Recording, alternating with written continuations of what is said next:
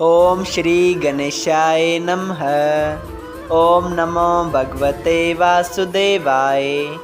हरे कृष्णा कृष्ण कृष्णा हरे हरे, हरे राम राम राम हरे हरे। तव्हां सभिनी हरि भक्तन के नमस्ते। प्यारा भक्तों, ही कथा पाण गुरु कृपा से हासिल करे रहा आयूं। श्री गणपति सरस्वती जो दरे ध्यान करियां थो मां भागवत महापुराण जो बयान, जंहिंमें व्यासदेव ऐं श्री सुखदेव जी कयो आहे श्री कृष्ण लीला जो गुणगान। सभई चओ जय भागवतम महापुराण। प्यारा भक्तों, कल कथा में पाण श्रीमद् भागवत महापुराण साहिब जे 10 स्कंद जे 32 अध्याय जे 2 भाग में ॾिठो त श्री कृष्ण भगवान अंतर्यामी उते प्रगट थी सभिनी गोपियुनि खे ख़ुशि करे थो। तंहिं बाद उन्हनि सां गंधर्व वियाऊं करे सभिनी सां प्रीत भरियूं ॻाल्हियूं करणु लॻो। उन वक़्तु हिकिड़ी गोपी जंहिं टेढ़ी अख सां श्री कृष्ण भगवान खे ॾिठो पए, तंहिं तंज़ी अंदाज़ में श्री कृष्ण भगवान खे चयो त तोखां वॾो छली ऐं कपटी हिन दुनिया में त ॿियो केरु बि न हूंदो। सभई चयो जय श्री हरि। अॼु पाण श्रीमद् भागवत महापुराण साहिब जे 10 स्कंद जे 32 अध्याय जो 3 भाग शुरू करे रहा आयूं। प्यारा भक्तों, श्री सुखदेव जी महाराज चवनि था, हे राजा, जंहिं वक़्तु उन गोपी श्री कृष्ण भगवान खे ईअं चयो पए, तॾहिं बि गोपी चयसि त हे सखी, तूं माठ करे वेही रहो, तुंहिंजे चवण में सोभ्या न आहे। मां श्री कृष्ण भगवान जे वातां उन जी कठोरताईअ जो हाल उन खां पाण चवारायां थी। सभई चयो जय श्री हरि। ईअं चई उन गोपी महाचंचल मुश्की पुछियो, हे मोहन प्यारा, दुनिया में 4 क़िस्मनि जा आदमी थियनि था। हिकिड़ा उहे त जीअं 2 माण्हू पाण में प्रीत रखी हिक ॿिए सां नेकी बदिरां नेकी करे, ॿिया उहे जो हिक पासे प्रेम हुजे ॿियो प्रेम न रखंदो हुजे। टियां उहे जे बुराई कंदड़ सां बि भलाई कनि। चौथा उहे जे नेकी करण ते बि ॼाणी बुझी नेकी कंदड़ सां बुराई कनि। हाणे तूं ई ॿुधाए त उन्हनि 4 मां कंहिंखे चङो कंहिंखे बुरो चवणु घुरिजे। श्याम सुंदर चयो, तो तमामु चङी ज्ञान वधाइण वारी ॻाल्हि पुछी आहे। मूं पाण चाहियो थे त संसारी माण्हुनि जो कुझु हाल तव्हांखे ॿुधायां।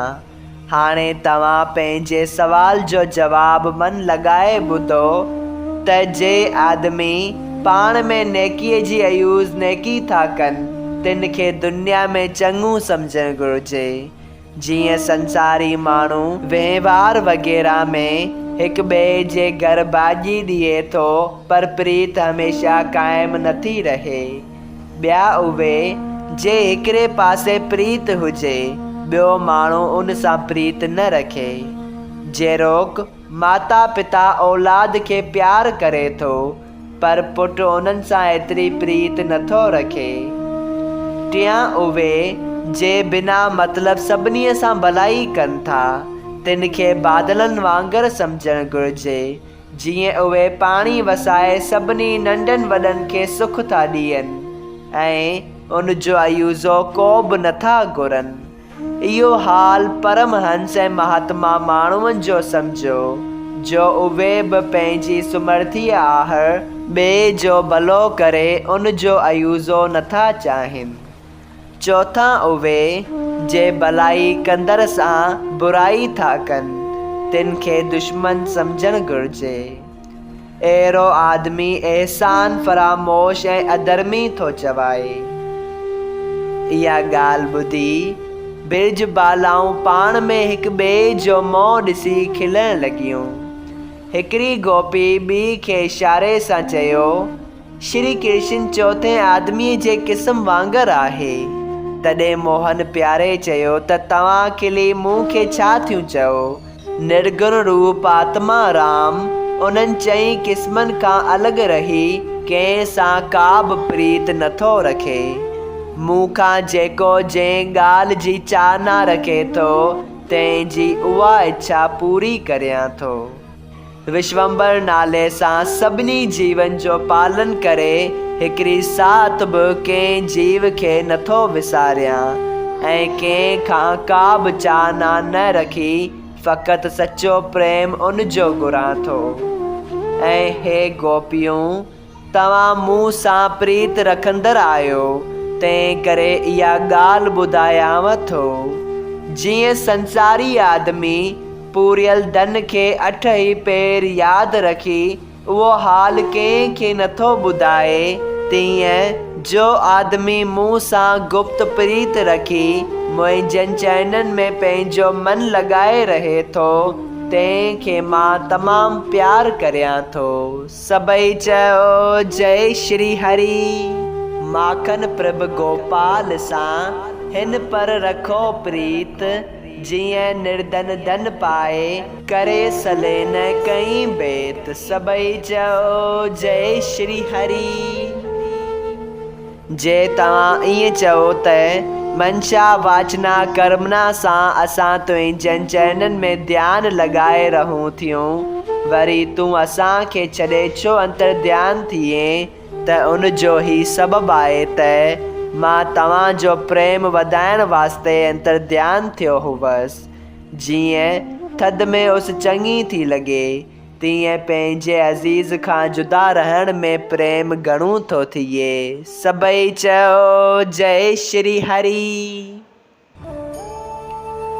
श्रीमद् भागवत महापुराण साहिब जे 10 स्कंद जे 32 अध्याय जो 3 भाग संपूर्ण थियो।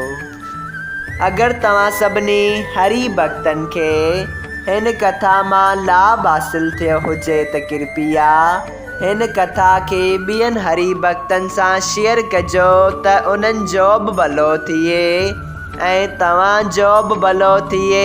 सभई चयो जय सिया राम। राधे राधे।